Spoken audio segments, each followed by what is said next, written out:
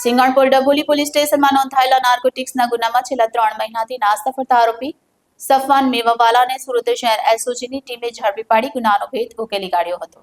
Police commissioner Shri Anupamsinh Gahlaut દ્વારા no drugs in Surat city અભિયાન અંતર્ગત ડ્રગ્સના ગુનામાં સંડોવાયેલા નાસ્તા ફરતા આરોપીઓને પકડી પાડવા વિશેષ ઝુંબેશ હાથ ધરવામાં આવી હતી। આ અભિયાનને આગળ વધારતા એસઓજી પોલીસ ઇન્સ્પેક્ટરે શહેરમાં નોંધાયેલા એનડીપીએસ કેસોના વોન્ટેડ આરોપીઓનો ડેટા એકત્ર કરીને તેમને શોધવા માટે ટીમને સૂચનાઓ આપી હતી। આ સંદર્ભે એસઓજીના હેડ કોન્સ્ટેબલ જીતેન્દ્રસિંહ, પ્રવીણસિંહ તથા કોન્સ્ટેબલ સિકંદર બિસ્મિલ્લાને મળેલી બાતમીના આધારે આરોપી સફવાન મેવાવાલાને કાચા મોગલની પોળ રાણી તળાવ પાસેથી ઝડપી લેવામાં આવ્યો હતો। પોલીસ પૂછપરછમાં આરોપીએ કબૂલ્યું કે 7 મહિના અગાઉ તેણે મોહમ્મદ હમજા ઉર્ફે રિઝવાન નામના ઈસમને ડ્રગ્સનો મુદ્દામાલ આપ્યો હતો। આ મામલામાં અલ્પેશ મિયાણી નામનો ઈસમ અગાઉ જ પકડાઈ ચૂક્યો છે। તપાસ દરમિયાન પોતાનું નામ ખુલતા આરોપી સફવાન મેવાવાલા પોલીસ પકડથી બચવા ફરાર થયો હતો।